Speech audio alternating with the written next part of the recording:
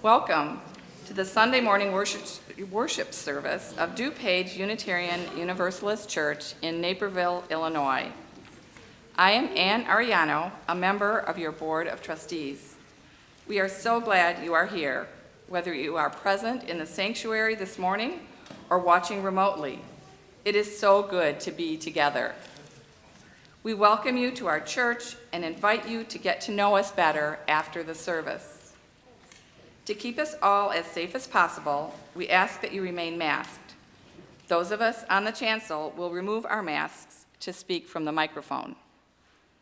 As Unitarian Universalists, we hold that there are many paths to truth and meaning, and we support one another on our spiritual and religious journeys while holding ourselves in covenant through our shared 7 principles.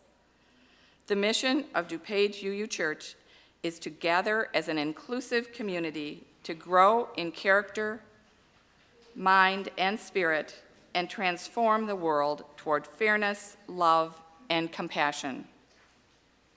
Whoever you are, wherever you are on life's journey, wherever you are in the world, you are welcome here. I have a couple of small reminders. One is to please sign up for the congregational conversations, and the next is for the auction.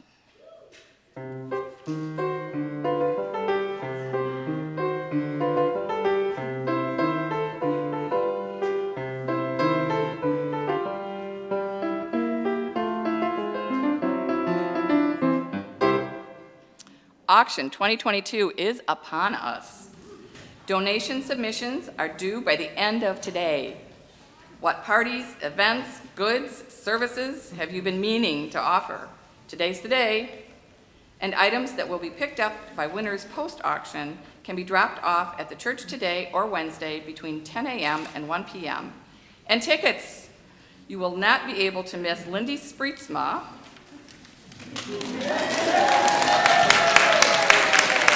and Jane Dano and Kristen Tang in Creeves Hall to drop your items or purchase your tickets or submit your donations.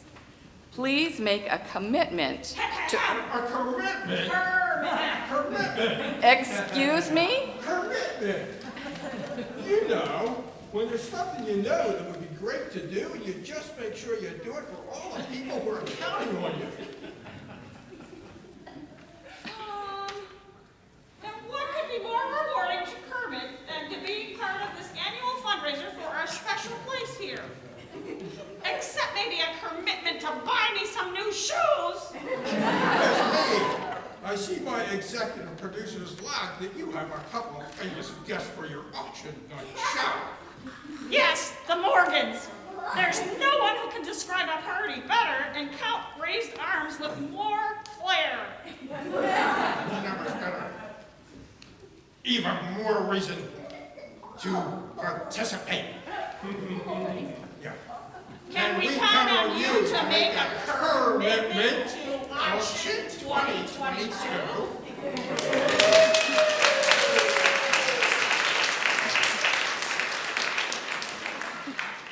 Thank you. I invite you now to turn to someone you did not come with and greet them with a wave and a good morning greeting. If you are online, we invite you to greet each other through the chat.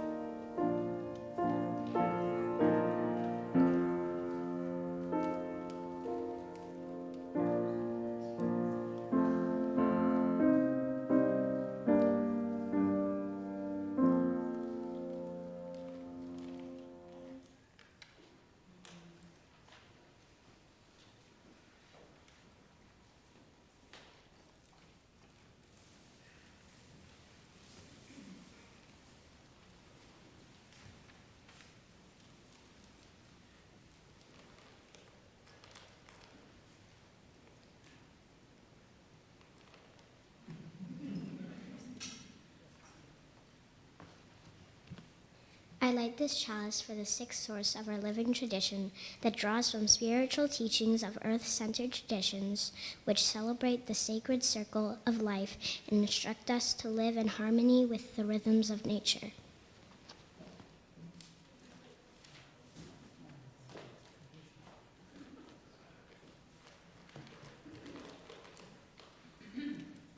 Welcome, wizards and witches. Ghosts and ghoulies. I see a corn, a cosmic unicorn.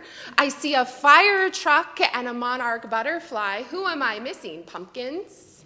Pumpkins? What is this, Kay?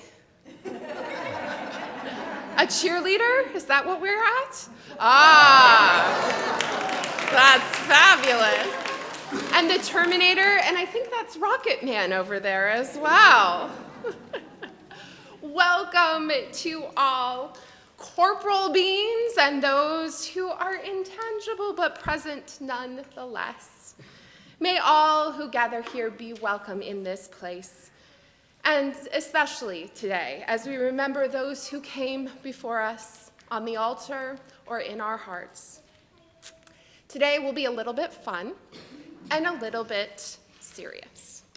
At the end of our service today, I invite you, if you would like to remain in this space with our altars and the lit candles, to please do so. Our pastoral ministry associates are here today. The function of their ministry is to care for and serve this congregation.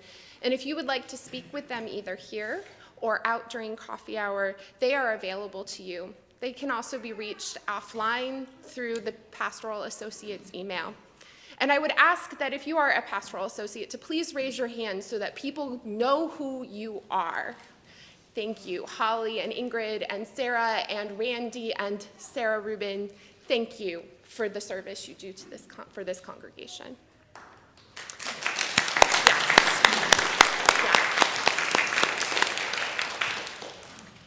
So now, come, let us worship together.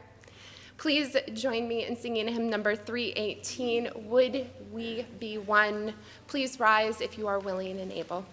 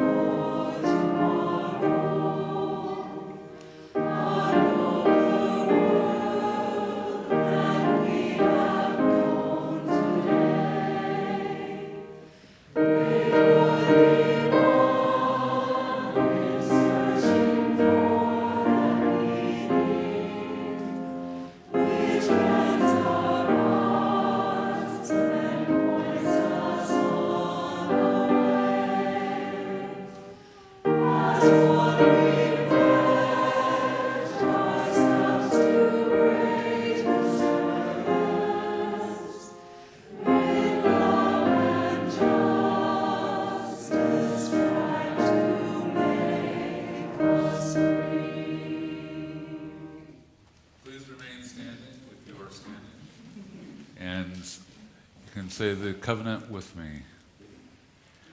We come together to affirm our relationship with one another, our shared commitment to our Unitarian Universalist principles, and to our Active Age UU Church community. We recognize our agency and our connective power, and we accept our responsibility to be bold and courageous in relationship with each other, so that we might transform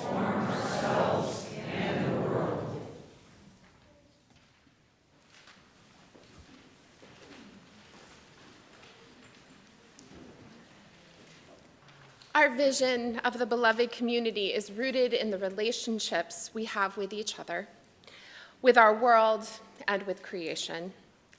Each week we take a moment to share our joys and concerns.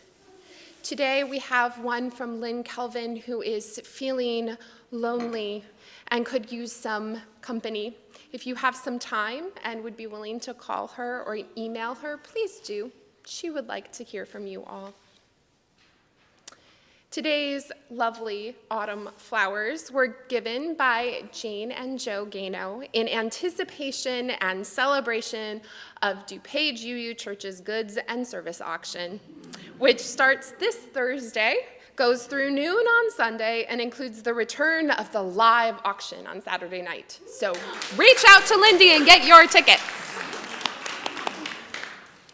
I am delighted to share that we have two new members who have joined us, Nancy Fleming and Bob Smallwood. So please, if you have a moment to send them a note, please do so and welcome them to our community.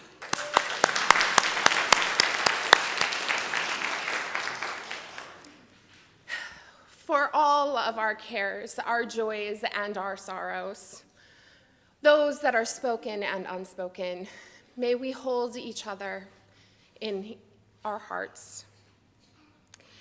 Let us take a moment to join together in meditative prayer.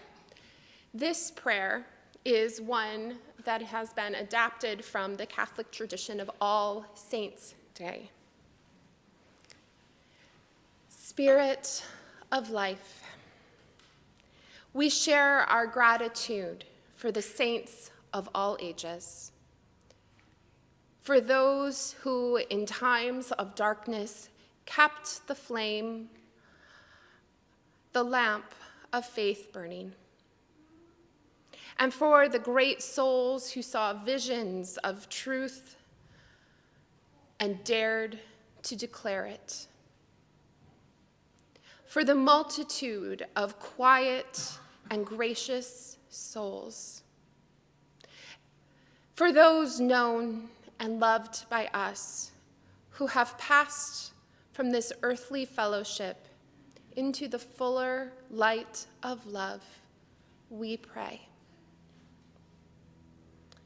And we pray a special prayer for All Hallows Eve, for those who will brave the dark night for tricks and treats, from ghoulies and ghosties and long-legged beasties and things that go bump in the night.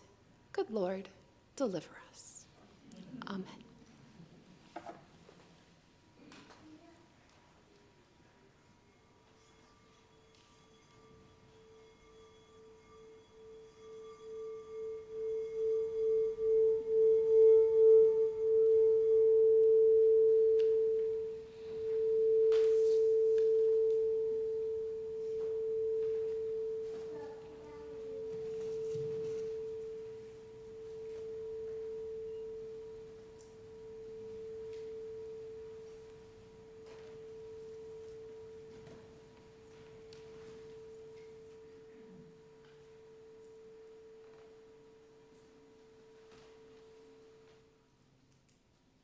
It is time to gather, and I'd like to invite all of our costume people, all of the costume people, young and old. Let's do a little parade so that everybody can see what you are dressed as. So come on forward, and then I will give you direction on where we're going to go.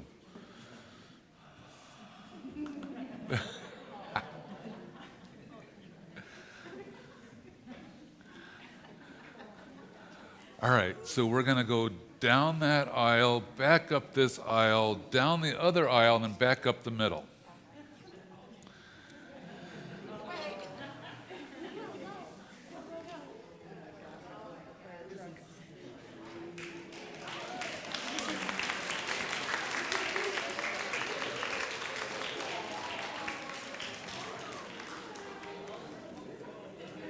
Colin.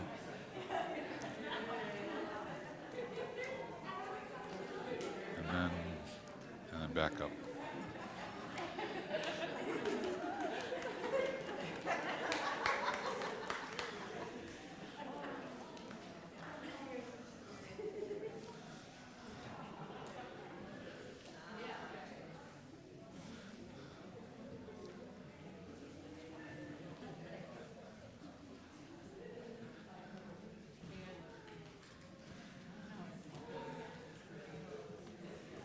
And then for the young and young at heart that would like to stay up with me, you can join me here on the floor.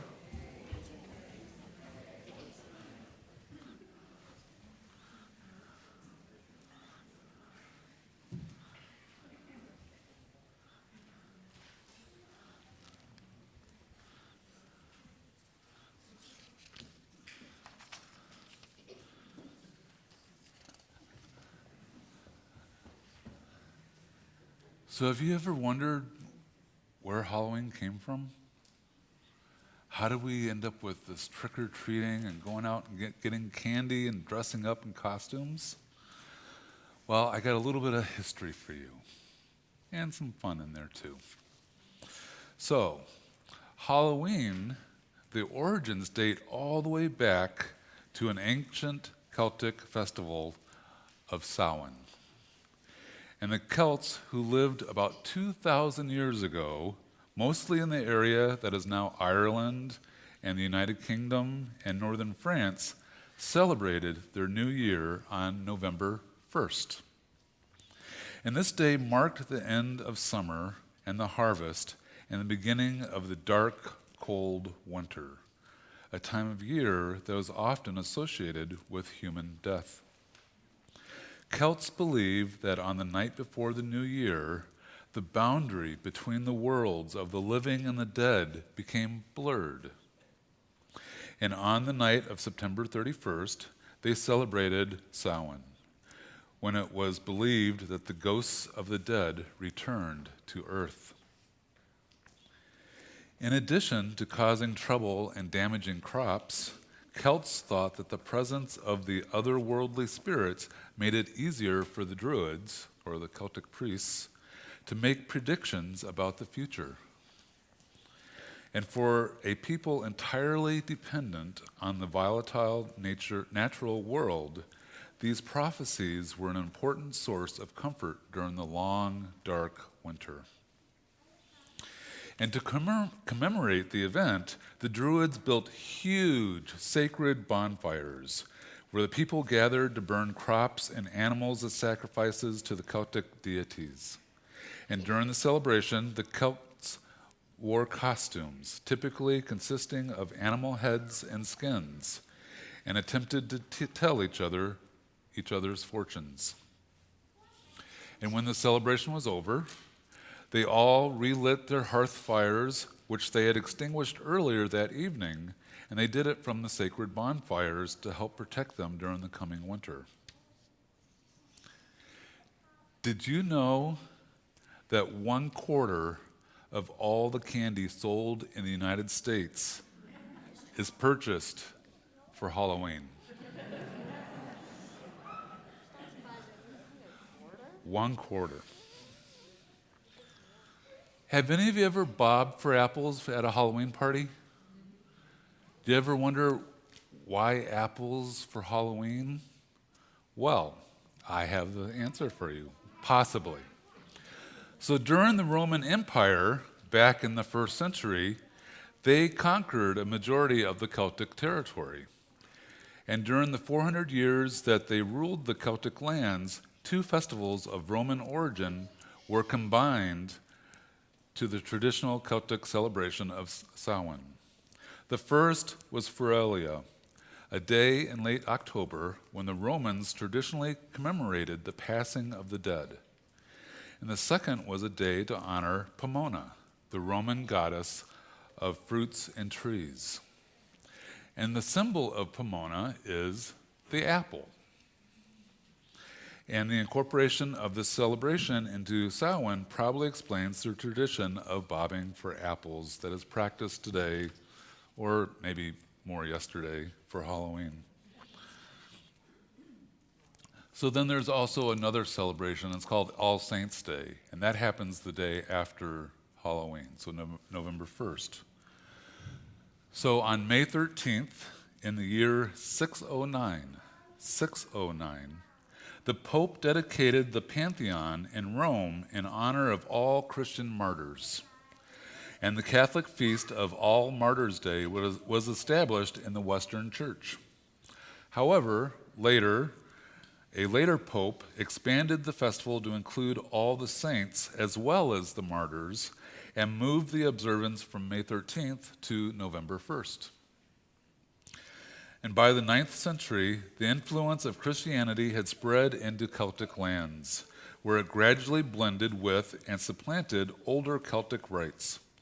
And in the year 1000, the church made November 2nd All Souls' Day, a day to honor the dead. It's widely believed that the church was attempting to replace the Celtic festival with the dead with a related church-sanctioned holiday.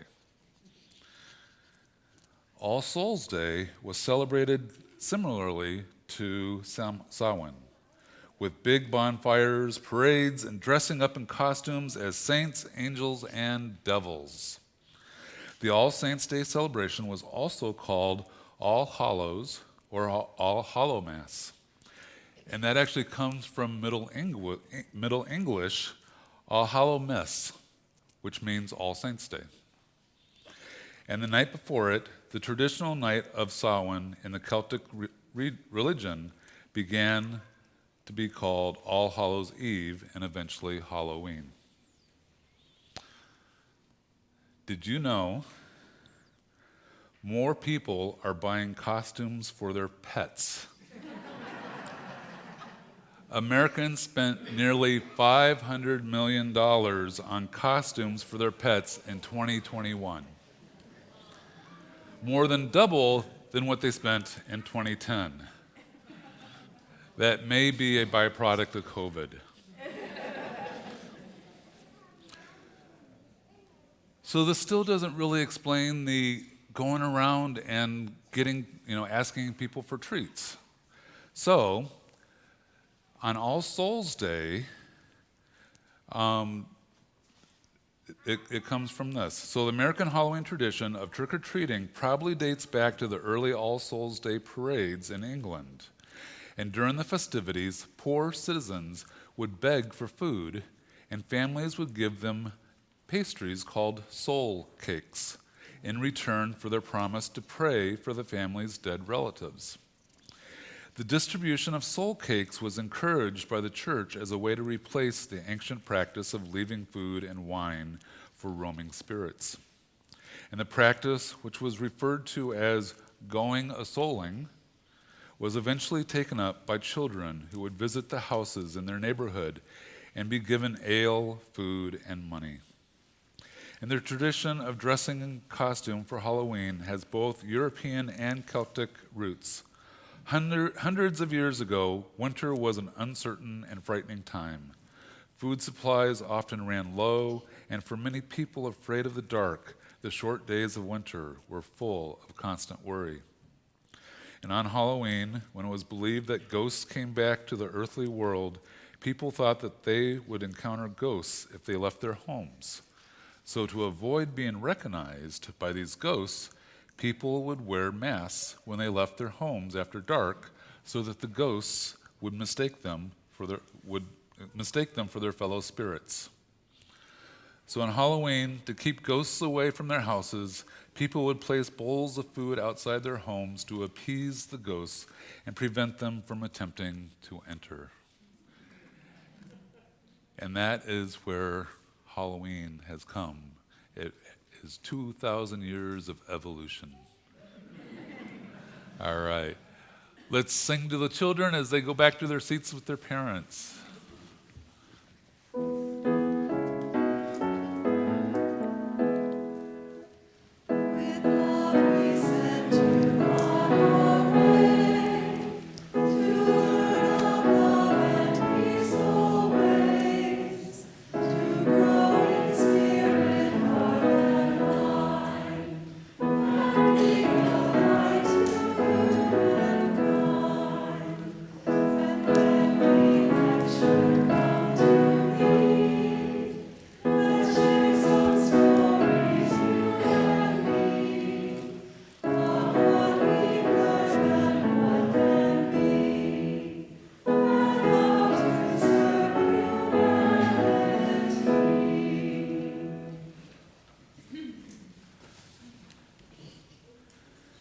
Giving of our treasure is how we reciprocate the many gifts we are given by this community.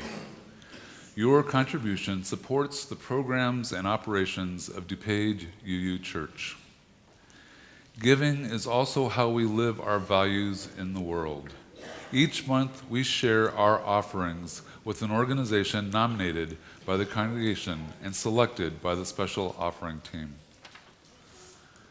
This morning's offering is split between DuPage Unitarian Universalist Church and Community Access Naperville, and is given and received in a spirit of generosity and gratitude. Their mission is to empower people with intellectual and developmental disabilities to work in, contribute to, and enjoy their community. The offering is given and received in a spirit of generosity and gratitude.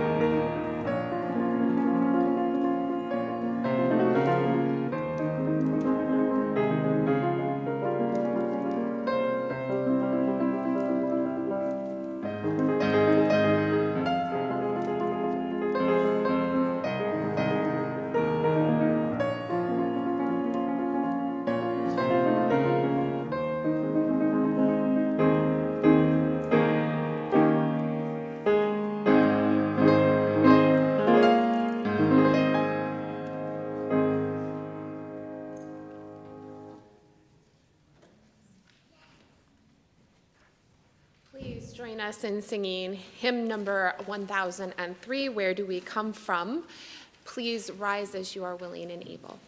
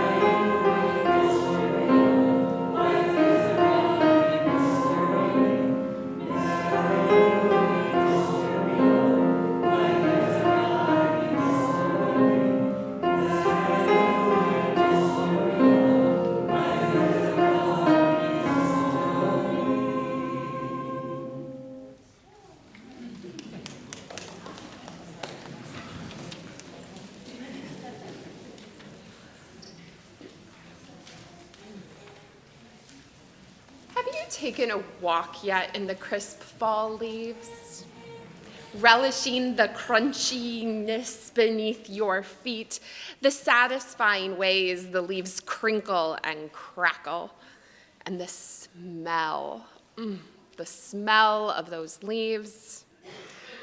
And goodness, what an autumn we have had.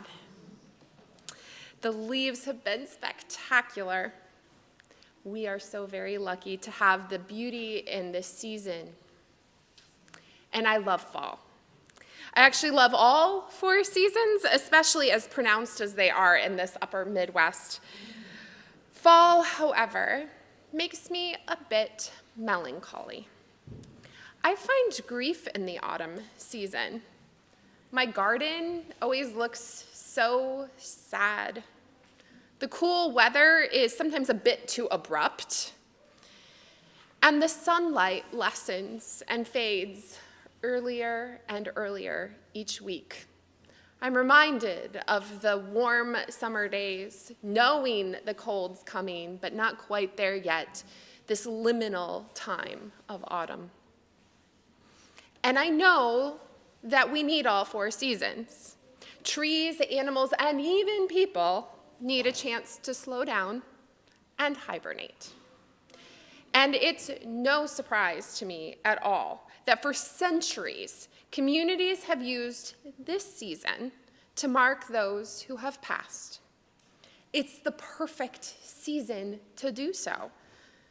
I know that some might argue that winter is more melancholic, but I would argue that winter, at least for me, holds promise. Under all that snow, I know that life is stirring. But in autumn, it's about the ending of a time, the turning of the clock and the season. There's a very lovely meme that always shows up on my Facebook feed about this time of year. It's a reminder that things cannot stay the same, that we and the planet need each season so that we might rest and renew. The meme usually has a picture of autumn leaves on it, and it says, "The trees are about to show us how lovely it is to let things go." I have a tendency to cling to things sometimes that I don't want to let go. Whether it's a habit, an item, or a thing that carries a memory, or the people that I have to part with either in life or death. I want to remember every moment, especially that last moment, holding on to it as strongly as I can. I want to say and do the perfect things so that I can hold those memories in my heart.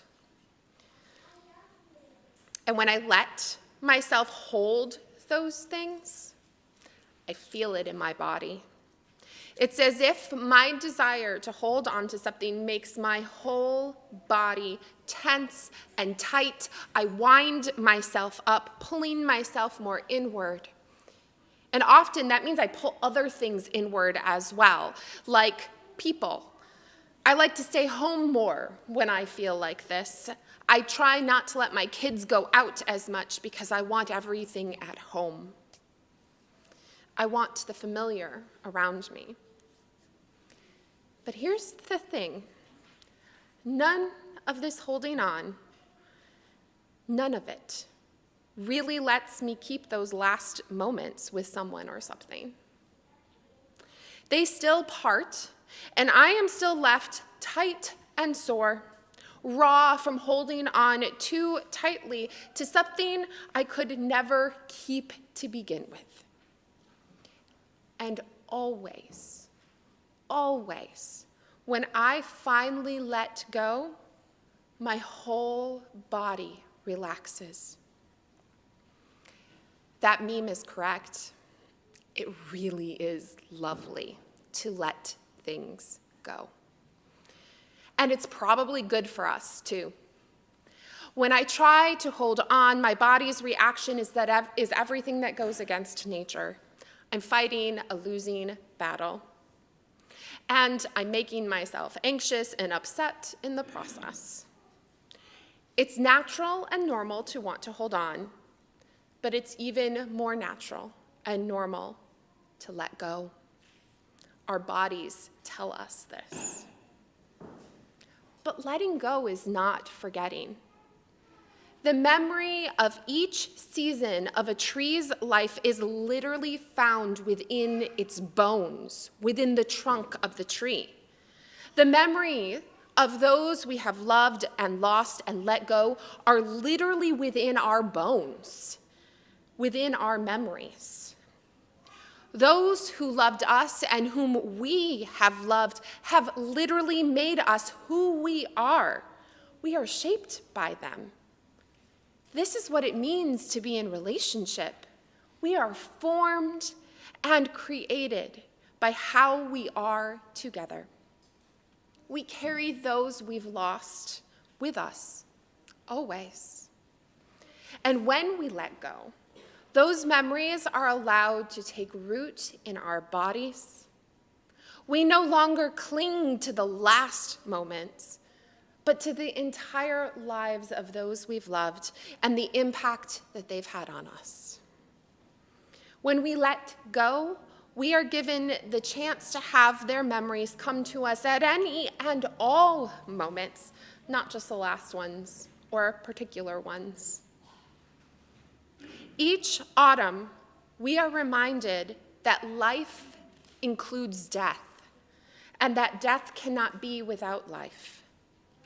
The cycle continues. Each autumn, we are given the chance to let go and remember. And all of these holidays during this season are moments for us to face those who we have had to part with. I cannot help but believe that those who have gone before us would ask nothing less. If we were to face our ancestors now, I believe they would say, "Do not mourn me always, clinging to me, but remember and move on." If we could face them, I believe that they would ask us to honor the passing of time. Let them go, so they might live on through the legacy of our lives. Winter will come, and the possibility of spring and life anew. May we let go and remember.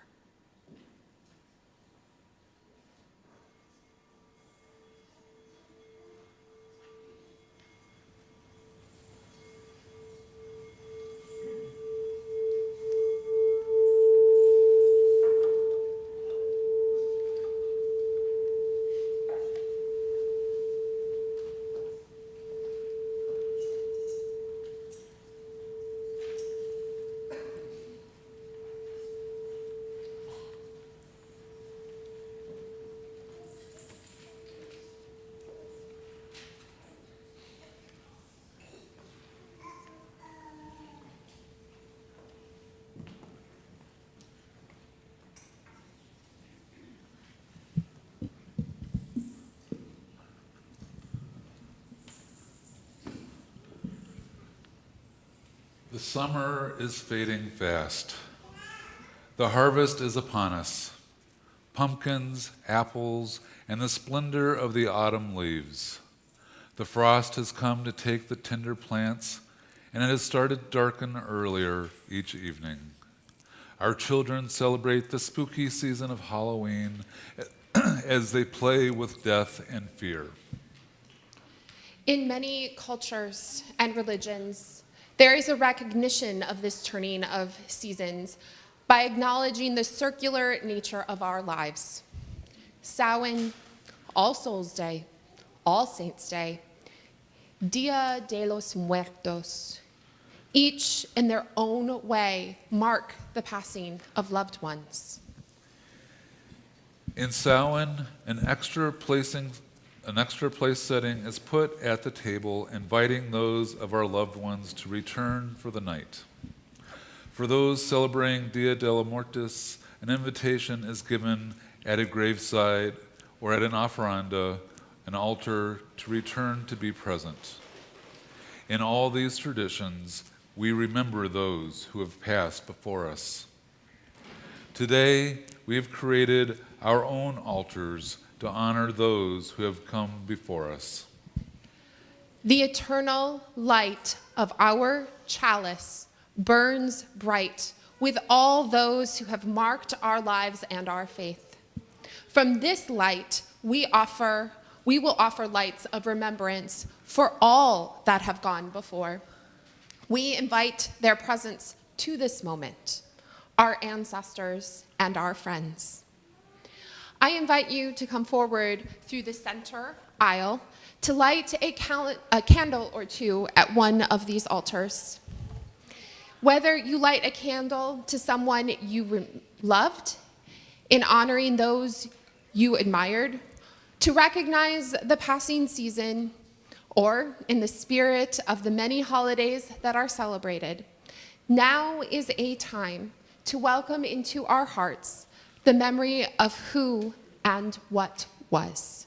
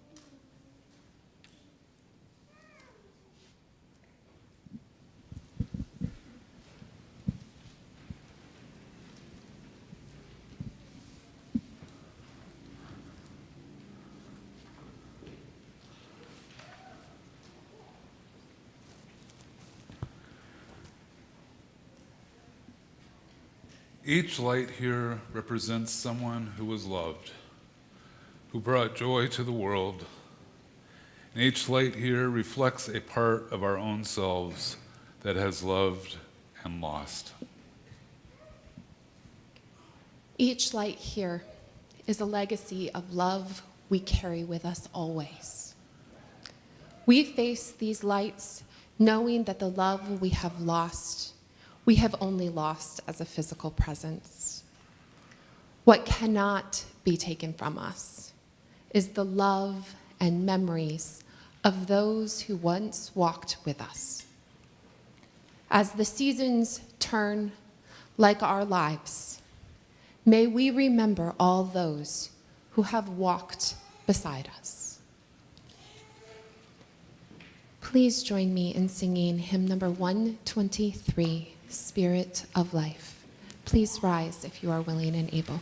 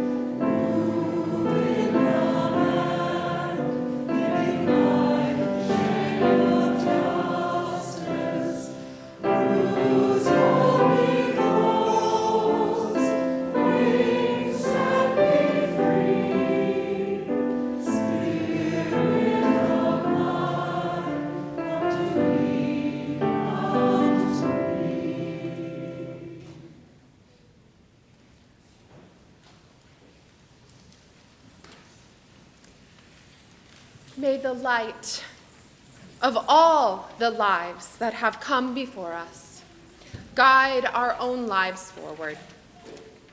May the legacy that these lights represent be honored as we transform the world. And may the love of our ancestors shine as brilliantly as these lights, never extinguishing in their brilliance. May it be so. Our closing music is a special Dia de los Muertos song from our music director, Francisco Ruiz, and from his home of Venezuela.